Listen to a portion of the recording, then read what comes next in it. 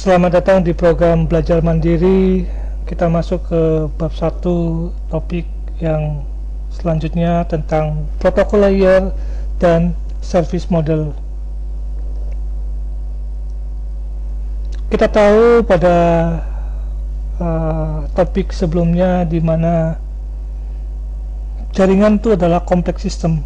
Kenapa bisa dibilang kompleks sistem? Karena di sana itu banyak sekali komponen-komponen yang terlibat, di mana sifat satu dengan yang lainnya itu berbeda-beda. Di sana ada host, router, link of macam-macam media, aplikasi, protokol, hardware, software, sehingga ini bisa dikatakan kompleks sistem. Pertanyaan sekarang adalah bagaimana kita melakukan mengkategorisasikan sehingga kita bisa tahu ini komponen kategori A, ini komponen kategori B, dan ini C. Itu yang kita akan bahas di topik ini. Ilustrasi yang lain untuk kita tahu bagaimana mengkategorikan sesuatu. Nah, ini adalah semacam ilustrasi bagaimana melakukan organisasi dalam suatu perjalanan pesawat ya.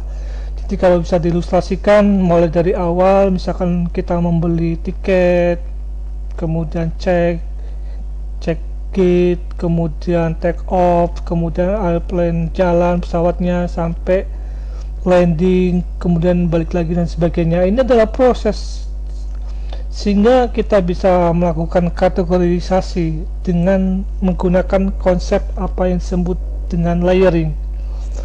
Jadi misalkan di sini kita buat namanya tiket, penjualan, baggage, gate, runway dan sebagainya. Ini satu poin di sini. Kemudian kita tahu bahwa ini adalah keberangkatan. Kemudian dia nyampe ke kedatangan, sehingga prosesnya akan sama terakhir. Misalkan kita naruh barang di sini, taruh di satu pesawat, kemudian balik lagi ke sini, kita akan dapatkan barang kita selanjutnya. Nah, di tengah ini namanya routing. Jadi kalau misalkan kita dari perjalanan pesawat dari Jakarta ke Surabaya atau ke Singapura, ke Malaysia dan sebagainya, ini mungkin kita melewati beberapa routing. Contohnya misalkan kita ke Jepang, kita berhenti dulu di Singapura dan sebagainya, atau mungkin bisa jadi kita ganti pesawat. Nah, ini adalah proses tengah sampai kita mendapatkan tujuan akhir kita. Nah, ini yang disebut dengan layering model. Nah, di dunia jaringan juga sama, ada yang namanya layering. Kenapa kita perlu layering seperti ini? Ya, pertama kita mencoba meminimalisasi daripada kompleks sistem tersebut, sehingga kita perlu yang namanya reference model untuk layering ini. Kalau kita lihat di dunia internet ini, khusus untuk jaringan ini, banyak sekali sebenarnya reference model untuk layering seperti ini. Dengan implementasi layering ini ya, kita akan jauh lebih mudah untuk seperti maintenance atau mengupdate suatu sistem sesuai dengan layer tersebut. Oke, kita masuk ke dunia layering.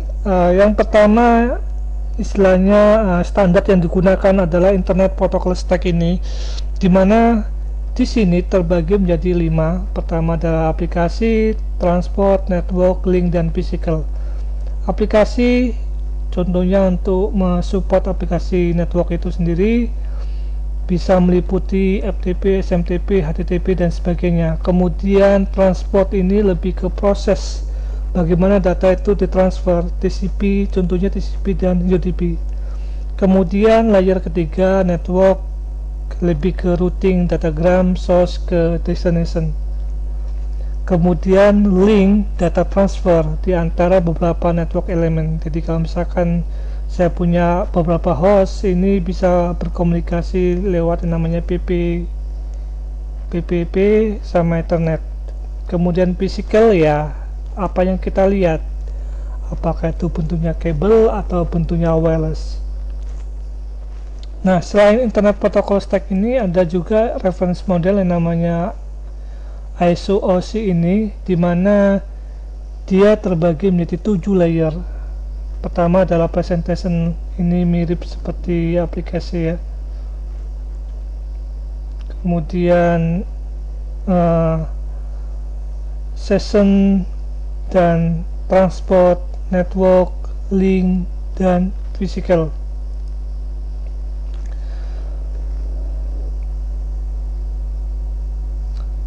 Untuk memudahkan di sini, ini ada semacam ilustrasi bagaimana suatu paket data dikirim dari sumber ke destination di sini.